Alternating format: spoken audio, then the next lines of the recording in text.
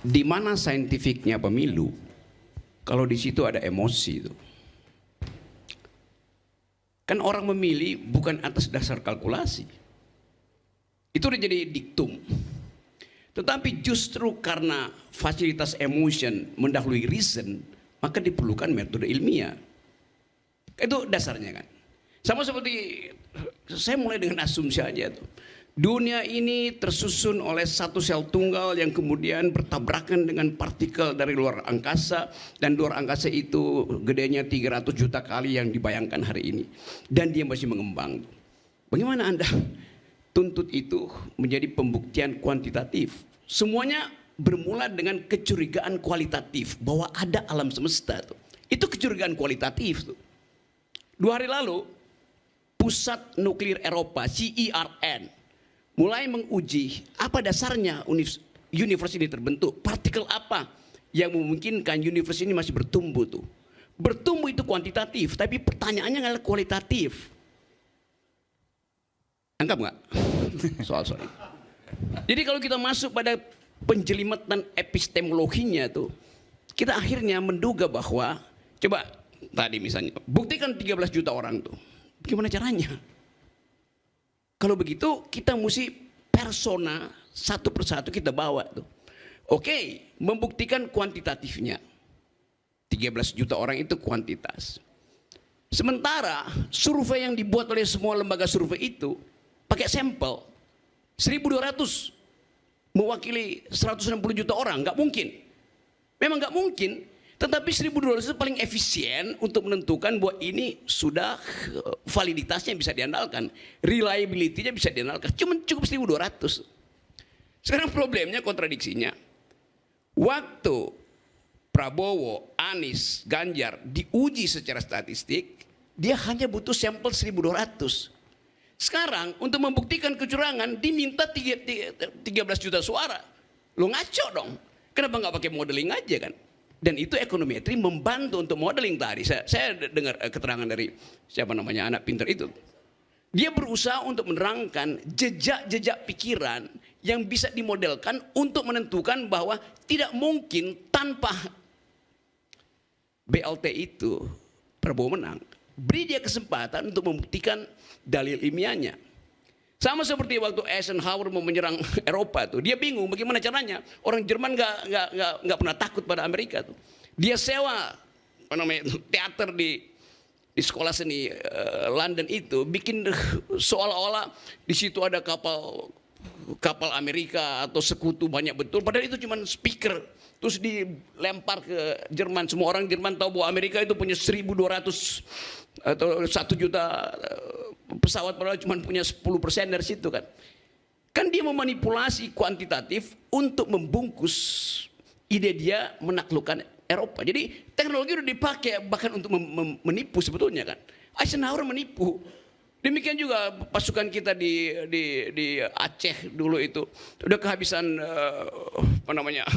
peluru itu, dia rekam aja tuh bunyi bom, terus disebarin sebagai suara betulan. Padahal cuma rekaman itu. Jadi kalau mau soal saintifik itu, bahkan sampai pada penelitian partikel terakhir yang menyusun bumi, yang dalam seminggu ini lagi dibicarakan di seluruh dunia itu menunjukkan bahwa ada kualitas pertanyaan untuk menghasilkan bukti kuantitatif. Dalam politik, pertanyaan kualitatif itulah yang akan mendorong pembuktian kuantitatif.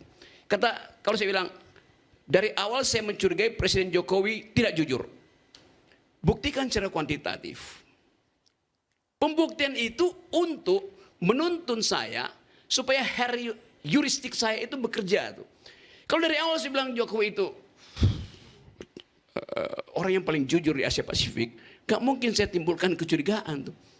Jadi kecurigaan adalah prinsip pertama untuk memulai penelitian ilmiah. Curiosity namanya, heuristik namanya itu. Itu dasarnya kan. Semua itu datang dari kecurigaan, dan itu adalah gerakan passion, bukan gerakan reason. Ilmu pengetahuan tumbuh karena passion, bukan karena reason. Modeling diperlukan untuk reasoning. Tetapi pertanyaan-pertanyaan akademis tumbuh dari soal-soal yang menyangkut kecurigaan terhadap keadaan. Tapi menurut Anda, iya. Jadi, Menurut Anda MK tidak mungkin mengabulkan ini semua karena pasti akan berpikir kuantitatif. 13-14 juta dari mana? Dulunya kita itu berpikir 13-14 juta kalau mau dapat 2 putaran. Iya. Tapi Artinya harus diturunkan itu. Tapi Suara ini mesti dari dirapihin nih, 02 96 juta. Iya. Jadi itu bedanya. Nah sekarang begini, kalau saintifik dalam peradilan pemilu, semua keputusan itu tidak bisa berdasarkan sampel. Dia harus keseluruhan populasi. Makanya kemudian waktu di Georgia terjadi, Trump mengatakan ada kecurangan di Georgia. Dihitung ulang seluruh suara, tidak bisa disampel. Karena dalam pemilu itu bukan kalau quick count sampel. Tapi kalau pemilu the whole populasi, universal suffrage. Maka kalau ada tuduhan kecurangan, maka the whole populasi yang dijadikan acuan terjadi kecurangan harus dihitung ulang. Misalnya di Georgia, Trump mengatakan saya menang di situ. Lalu kemudian tuntutannya dihitung ulang, bukan dibatalkan. Lalu kemudian hasilnya harus bisa betul-betul menang atau tidak menang. Berapa banyak menangnya. Oke, sekarang coba kita balik pada cara berpikir saintifik. Kalau yang harus dibuktikan adalah 13 juta, itu tidak mungkin, benar nggak? Nggak mungkin. Kalau 13 juta, kalau 12 juta 900.000 mungkin nggak? Nggak usah 13 juta. Kalau pemilu 2024 nggak mungkin. Oke, tidak mungkin. Banyak betul. Kalau misalnya 13.800.000, akhirnya kita berpikir dalam teori limits itu. Berapa yang signifikan itu? Modeling. Oh nggak bisa Rocky. Ngerti saya itu, susahnya begitu. Nggak bisa. 13 juta itu harus 13 juta. Kalau 13 juta satu, 13 juta satu. Oke, Kayaknya kita ada perbedaan paradigma Nggak bisa. soalnya. Ngerti Karena saya ini itu. universal suffrage. Betul. Tidak bisa disampel. Betul, sampel harus identik dengan populasi. Dalilnya begitu tuh. Sekarang menentukan misalnya 13 juta precision itu. Bisa nggak? Nggak bisa. Kalau 13 juta nggak bisa, 200.000 juga pasti nggak bisa persisinya. Oh bisa 200.000. Ini cuma kecepatan menghitung mesinnya, efisien nggak mesinnya tuh. Jadi kenapa dihalangi 13 juta kalau 200.000 bisa dibuktikan, kalau 10 bisa dibuktikan. Secara saintifik, biarin aja pembuktian 13 juta, kasih kesempatan dibuktikan. Setuju. Oke, Setuju. kenapa dihalangi coba? Tapi tolong tunjukkan di mana 13 juta itu. Udah, biarin di dia. TPS mana? Nah, Ya? Gini ya, Kan begitu. kita mau fair. Kalau 20 bisa saya tunjuk hidung itu. Kalau 13 juta nggak mungkin lu tunjuk hidung. Minta 13 juta orang untuk tunjuk hidung 13 juta orang itu. Secara teoris itu bisa.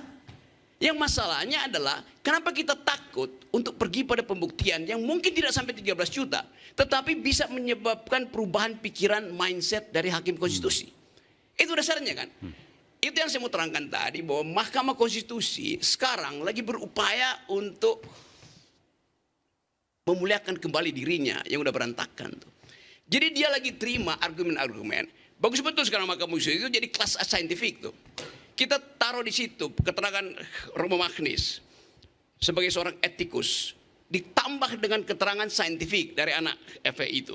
Jadi kita dapat pengetahuan pengalaman baru untuk menguji apakah pelanggaran pemilu harus selalu melalui pembuktikan sampel harus setara dengan populasi. Itu masalahnya tuh.